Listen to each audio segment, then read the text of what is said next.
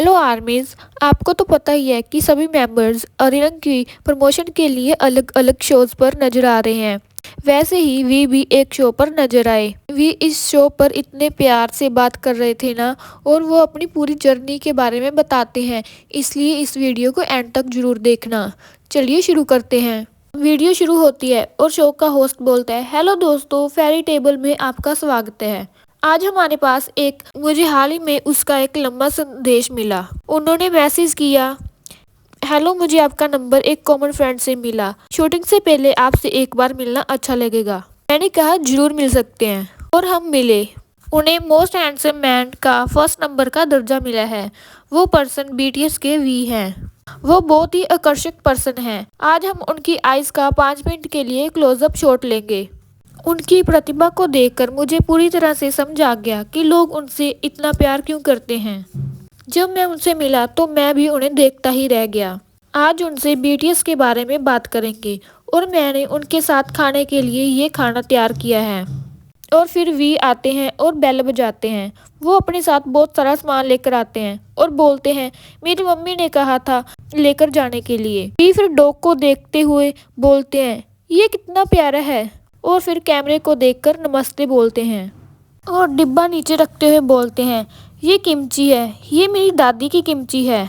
Host बोलता है, ओह बहुत बढ़िया वी बोलते हैं, उनका परिवार खाने पीने के लिए बहुत उदार है। फिर वी डॉग के साथ खेलने लगते हैं। फिर वी एक और डिब्बा निकालते हैं और बोलते हैं, ये जियोजे से है, मेरी चाची ने इसे मैरिनेट करके बनाया है।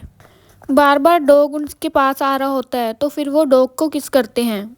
वी, मुझे ये करे बहुत टाइम हो गया है, मैं थोड़ा नर्वस हूँ।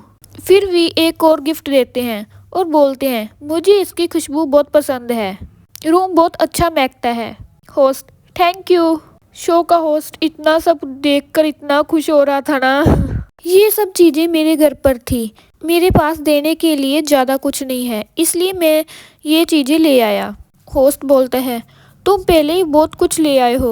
फिर भी एक सीडी देते हैं। कल वो ये सीडी सुन रहे थे, ये बहुत अच्छी है, इसलिए मैंने ये खरीद लिया। शो का होस्ट इतना हंस रहा था वी के गिफ्ट देख देख कर। वी सीडी का कवर देखकर बोलते हैं कि मुझे माफ करना। होस्ट बोलता है, क्या सीडी गायब है? वी कहते हैं, हाँ। वी बोलते हैं, कल वो सीडी लाए थे क्योंकि उन्हें ये बहुत पसंद है, लेकिन मुझे लगता है सीडी अभी प्लेयर में ही है। होस्ट खाली कवर को देखकर इतना हंसने लगता है। वी बोलते हैं, वो इसलिए लाए थे क्योंकि उन्हें ये पसंद है, वो अगली बार सीडी लेकर आएंगे। होस्ट, यही तो वी का चार्म है, वो ऐसी ही चीज़ें लाता है जो उसे पसंद है। फिर होस्ट उन्हें खाना परोसता है। वी कहते हैं, ये बहुत अच्छा लग रहा है। होस्ट, आज मैं आपको थोड़ा चिढ़ाने वाला हूँ। फिर होस्ट पूछता है, आर्मी से आने के बाद आप पहली बार ऐसे आए हैं, तो आपको कैसा लग रहा है? वी, उन्हें लगता है टाइम धीरे धीरे बीत रहा है। होस्ट, क्या आप प्रैक्टिस करते हुए थक गए हैं? वी, हाँ। और फिर होस्ट हंसने लगता है। होस्ट, जब वो पिछली बार मिले थे तो वी बहुत बिजी थे।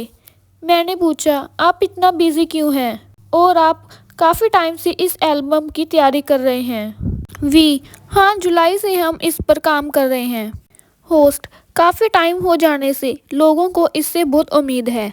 वी, हाँ, हमें किसी न किसी तरह से उम्मीदों पर खरा उतरना होगा। इसी वजह से मुझे लगता है कि मुझे और तैयारी करनी होगी।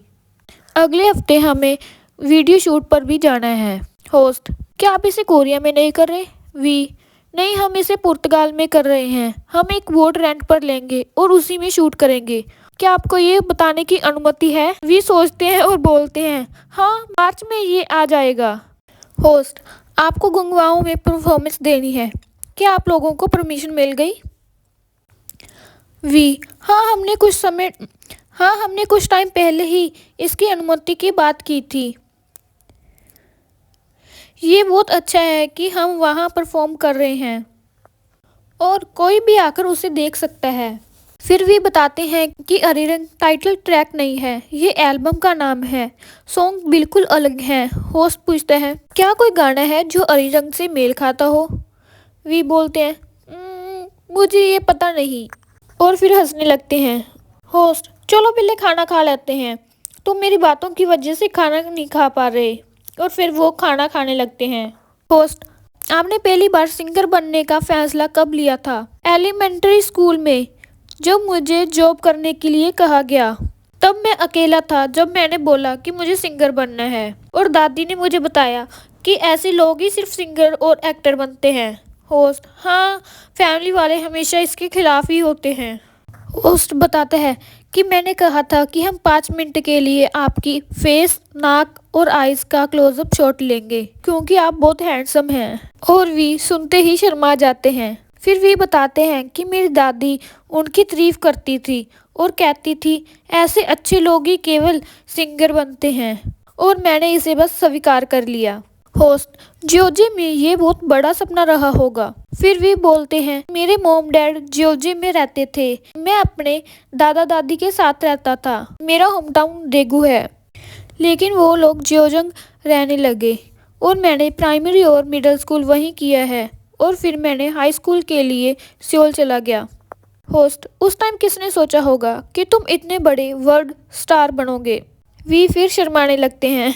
होस्ट, तुम मेरे लिए फर्स्ट मेडल विनर हो। इतनी छोटी सिटी से आने पर मुझे तुम पर बहुत गर्व महसूस हो रहा है। फिर भी बताते हैं कि आजकल जियोजंग में लगे बैनरों पर उनकी ही तस्वीर होती है। होस्ट, वहाँ किसी का सपना पूरा होना बहुत बड़ी बात है। वी, हाँ, लेकिन मैंने अपनी दादी के कहने पर यह सोचकर छोड़ दिया था कि सिर्फ उनके जैसे अच्छे लोग ही सफल होते हैं। लेकिन मुझे स्टेज पर परफॉर्म करना बहुत पसंद था। फिर नया साल आया और मैं पॉकेट मनी के लिए पैरों से अजीबोगरीब डांस करता था। मैं इसमें माहिर हो चुका था। मुझे ऐसा करने पर कभी शर्म नहीं आई। मुझे डांस करना बहुत अच्छा लगता था। अगर कोई मुझसे कहे कि तोयंग डांस करेगा और उसे पैसे मिलेंगे, तो मैं लगातार 3 मिनट डांस करता रहता, और फिर पैसे लाने पर मुझे बहुत खुशी महसूस होती। लोगों का ताली बजाना और मुझे क्यूट करना, मुझे लगता है यही कारण है कि मैं स्टेज पर जाना चाहता था। होस्ट, फिर आपने किस एज में सैक्सोफोन बजाना सीखा? वी, मेरे मिडिल स्कूल के पहले साल की शुरुआत की थी। जब मैंने 6 पास की और मिडिल स्कूल में जाने वाला था, तब मैंने सोचा मैं अब अपना सपने को पूरा करना चाहता हूँ। तब मैंने अपने पिताजी को बताया और उन्होंने कहा तो तुम्हें आर्ट स्कूल में जाना चाहिए ताकि लोग तुम्हारी प्रतिभा को देख सकें। लेकिन जब मैंने इसके बारे में जानकारी जुटाई तो मुझे पता चला कि ड्रम बजाने वाले की संख्या 20 में से 1, गिटार बजाने वाले की 50 में से 1, पियानो बजाने वाले की 100 में से 1 और सैक्सोफोन बजाने वाले की 3 में से 1 है। इसलिए मैंने सैक्सोफोन सीखने के लिए सोचा। होस्ट, ये काफ़ी स्ट्रैटेजिक था। आपने कितने साल सैक्सोफोन बजाया? वी कहते हैं हाँ, मैंने 4 साल तक इसे बजाना सीखा। होस्ट, तो इस तरह आपके पिताजी ने आपका समर्थन किया था? वी, हाँ। वी बताते हैं मुझे ये बात बाद में पता चली कि मेरे पिताजी का सपना भी एक्टर बनने का था। उन्होंने देगू में MBC FD के रूप में काम किया। उन्हें लगा कि स्टेशन पर काम करने से मदद मिलेगी, लेकिन उनके लिए ये कारगर नहीं रहा और मेरे लिए कारगर रहा। होस्ट, तो आपके पिताजी ने आपका बहुत साथ दिया? वी कहते हैं हाँ। सबसे पहले तो ये उपकरण बहुत महंगा था, 10 लाख वॉन से भी अधिक का था। होस्ट, तो आखिरकार आपने बिग हिट में शुरुआत कैसे की? अभी आपने सैक्सोफोन बजाना सीखा, और वो भी आर्ट स्कूल में एडमिशन लेने के लिए। वी, लेकिन मैं एडमिशन लेने में फेल हो गया। 3 में से 1 के अनुपात के बावजूद भी मुझे जगह नहीं मिली। शायद मुझसे भी कोई ताकतवर था, इसलिए मैं वापस देगू चला गया। मैंने डांस क्लास लेने का फैसला किया। हाई स्कूल के लगभग 3 महीने तक स्कूल के बाद मैं डांस एकेडमी जाया करता था, और वहीं एक निजी ऑडिशन भी हुआ। मैंने सुना कि ये बिग हिट द्वारा लिया जा रहा है। उस टाइम मैं डांस में बहुत खराब था। 7 महीने से मैं सीख रहा था। सच कहूँ तो मुझे पैरों के अजीबोगरीब डांस के बिना कुछ भी नहीं आता था। होस्ट, तो आपको फिर ऐसा क्यों लगा कि आपको डांस सीखना चाहिए? वी, इसकी वजह यही थी कि मुझे ये करना बहुत अच्छा लगता था, क्योंकि मेरे दादी दादा हमेशा मेरी तारीफ करते थे। इसलिए मुझे लगा कि मैं एक अच्छा डांसर हूँ, और मैंने एकेडमी में डांस करना शुरू किया।